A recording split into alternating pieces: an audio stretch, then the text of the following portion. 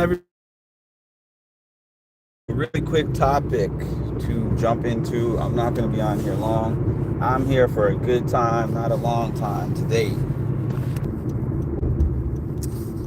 So, back in the day, I was a back in the day reality TV show watcher.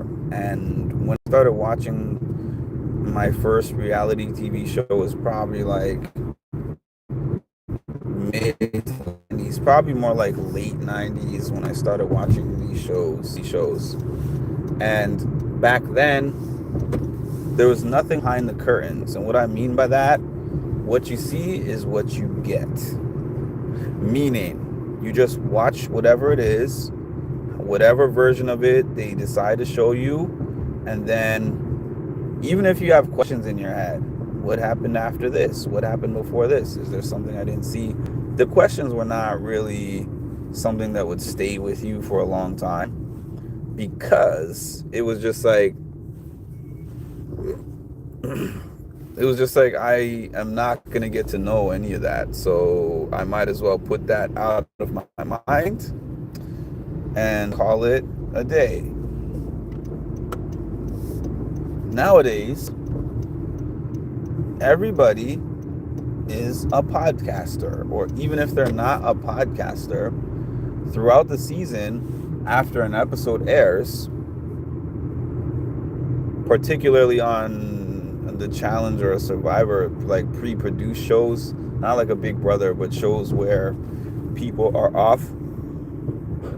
Well, it even happens on Big Brother if we're talking about pre-jurors. Shoot. Yeah, everybody gets on there with an opinion. Hi, Tricity. Sorry to hear that, Ma. So the thing with these podcasts that I have found nowadays, having a podcast is a way for these people. I don't feel like for most of them that it's a way for them to just speak the truth. I mean, everybody is going to tell a story from their point of view regardless, right? But honestly, if you listen to Wes's Patreon, which I know a lot of people won't because his Patreon is expensive, I acknowledge that. But if you listen to it when he gives accounts of shows that he is on, he, despite having a point of view type of way of talking about it, he still kind of calls it pretty close to down the middle. This is what happened. This is what you saw. This is what you didn't see. This is my opinion about this. Other people are just like, let me rally the troops. Other people are just like, let me rally the troops. Like, I didn't get what I think was a favorable edit. So I just want to go online and talk to my fans. And my fans are always going to support me and have my back. So that's what I'm seeking, the validation of my fans. Then there's other people who are like, they will use their personal vendettas in real life against somebody to have the fans jump in and attack that person. Hold on one second.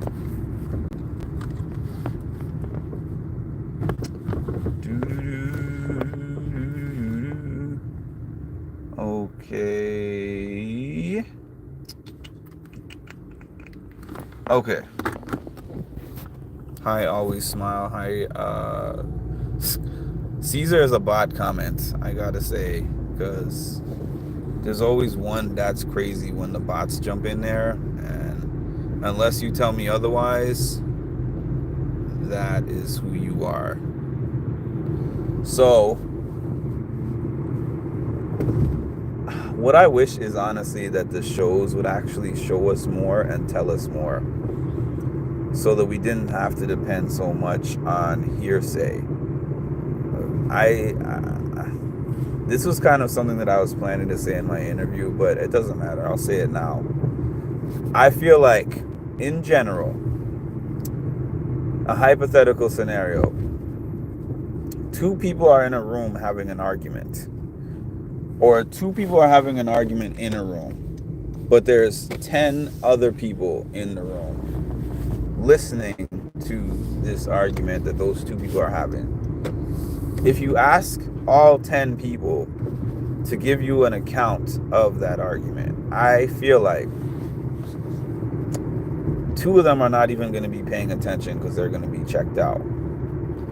6 of them are going to give a point of view that is based on which one of the people that they like more, and then maybe 1 or 2 of them, the remainder, are going to give you an unbiased account of he said this, she said this, and then maybe they'll tell you this is what I think, but they'll at least give you the details and the facts first, and then they'll give you the opinion that they have about it. So that's that. So in the heat of a competition, right, because we've been talking a lot about this challenge thing where Jenny is saying one thing, Rachel is saying one thing, Johnny Bananas is saying one thing, Cara is saying one thing, they're all there. Jordan is saying one thing. Here's the thing. In the middle of a competition, Johnny Bananas is saying, I saw Jenny and she smoked the competition. Johnny Bananas was not on the sideline watching Jenny and counting the time it took her to do whatever she did.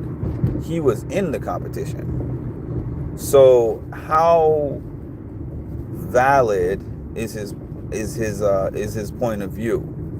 And that's not to say, okay, he has maybe a more solid or valid point of view than somebody watching it on TV, because, you know, we weren't there. But at the same time, I mean, you weren't there as a judge, you weren't there as a ref, you weren't there standing there like TJ looking at everyone go back and forth. You were actually going back and forth and trying to win.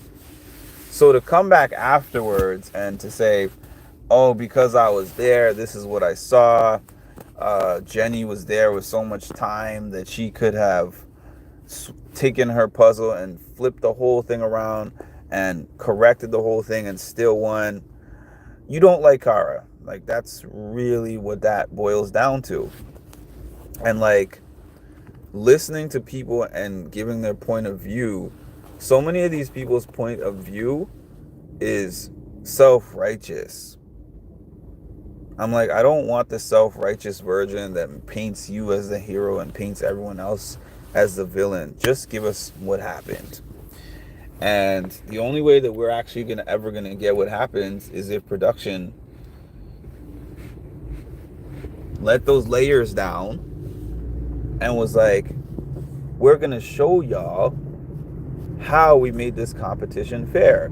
Like when we had this Derek and Horacio thing at the beginning of the season, what both of them said was that the challenge did something they had never done before, which was to sit them down in a room together. I think on Zoom. I think they said it happened on Zoom, and put the video of the rule explanation and put the video of the competition on video for the production member that was on there, and for Derek and for Horacio to see, to explain it to them, and then to be like, this is the reason why this decision was made.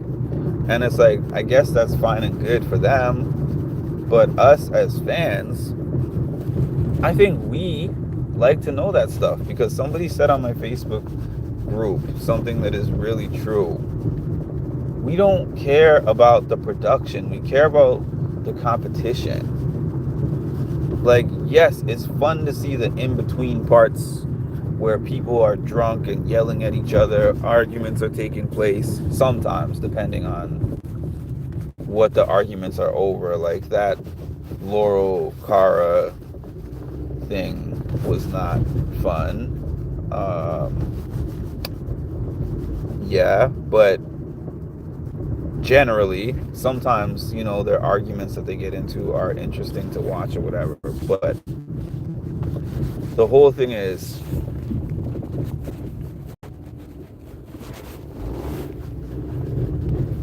The competition should not be produced. The instructions should just be given, the camera rolling, and whoever wins wins, and whoever loses loses. I hate that every week we're coming back here and we're having discussions about how much production's invisible hand is a part of who wins or loses the game, because it's so hard. I'm telling you, this could have just been an error on production's part. It could have been an honest error, to be honest with you. Like, it could have been a case where production looked at the puzzle really quick and didn't notice that Jenny's puzzle pieces were out of place. That could really be the case. But because they're not telling us anything, it's easy for somebody's mind to go to this place of saying, out of those women, what would be the most interesting storyline of two women to go up against each other at that point? Kara and Tori. That's the most interesting scenario. So you look at the puzzle, you're like, they blew the horn and the puzzle wasn't correct. And then you put Jordan in a position where he's clearly going to pick Kara to go in, and Tori's going in.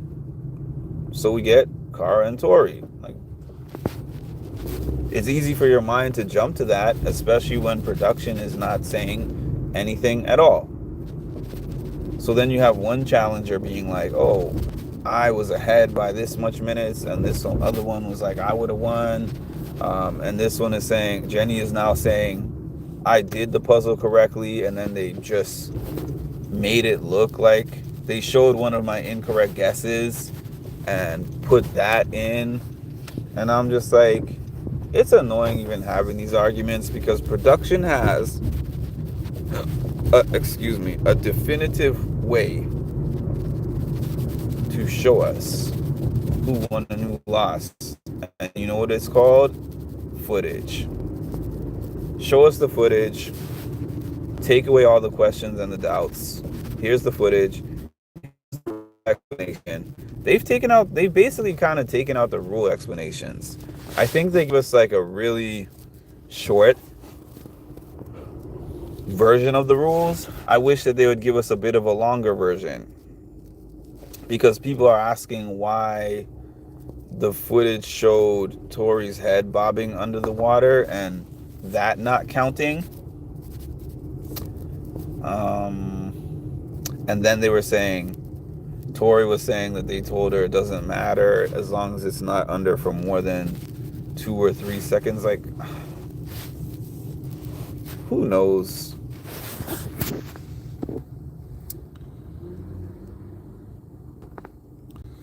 No two people can perceive the same thing the exact same way. The problem is that a lot of time, this is the whole thing. And here's the thing though, no two people's perception can be exactly the same. But there's people like me, like, if I've always said this, if I'm in that room where those two people are having that argument, even if one of the people is my best friend in the world and the other person is my worst enemy, the account that I'm going to give you of what happened, I feel like, is going to be 80% accurate, 85% accurate. And it's not because, and the 15% variation is not because I'm lying. It's because of not having some 100% recall, but I'm going to give you a very accurate version of the gist of what happened. Even if I might not remember all the words exactly, I'm going to be like, this is what they said, this is what I said, or this is what this person said, and this is what that person said, this is how this one reacted. It's not a 100% thing, but you can't count on many people to even do that much. A lot of people tell versions of stories that are solely based on their biases. They do give cast more rules. This is why I wish that people watched Wes's podcast, even if they only subscribe for like a month and just binged his stuff. He has given so many details about this show. That's one of them. He said that they sit them down for like not the whole group that's standing there in the stands, but the people who are going into the elimination. They sit them down for like 30, 40 minutes to give them a full breakdown of all the elimination rules, and then a chance for them to ask questions and clarifications. So in the case of like Derek and Horacio, there was a discrepancy because they gave Derek one set of rules and they gave Horacio another set of rules.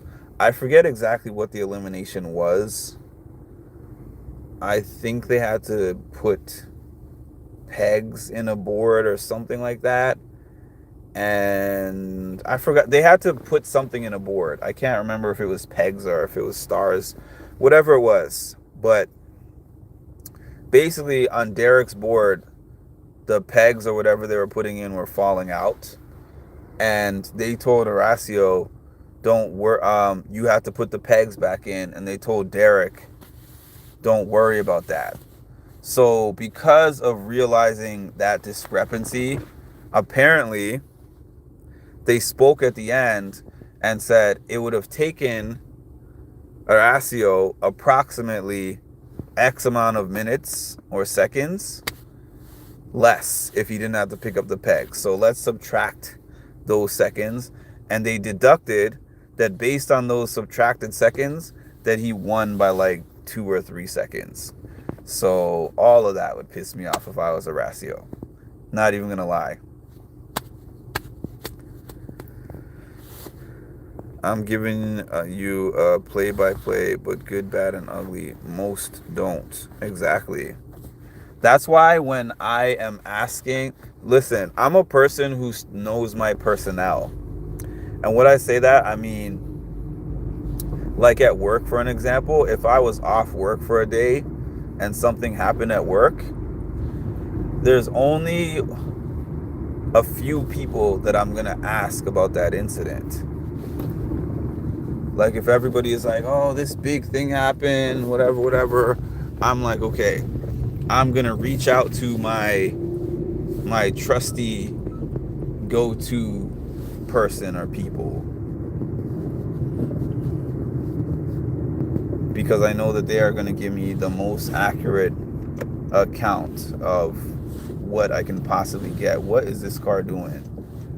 That was crazy. Yeah, because other people are just going to give an account that's based on how hyped they felt about it, or they hate this person and they like this other person. I even had a friend one time, I was telling them a story about an argument I got into with somebody I don't like. And I was telling them about that argument, and they were like, all right. I said, this person really pissed me off. They said, how did they piss you off? Because they said such and such. And the person said, they just said that out the blue? I'm like, no. This is how it started. Okay. They walked up to me. They made this comment. I thought that was a snarky comment. I responded this way sarcastically. And then from there, he said this thing. And then I responded like this. He said this. Okay. So then the friend was like, all right, he was wrong for this. And you were wrong for that. This didn't need to be said, but you could have responded to this in a better way. Blah, blah, blah. And I hated that response, but I would rather get that kind of an answer based on me giving you the actual full account of what happened versus I give you just the little piece of what was said that pissed me off, and you're just like, oh yeah, screw that person, but it's not really a real, it's not a real answer like that, because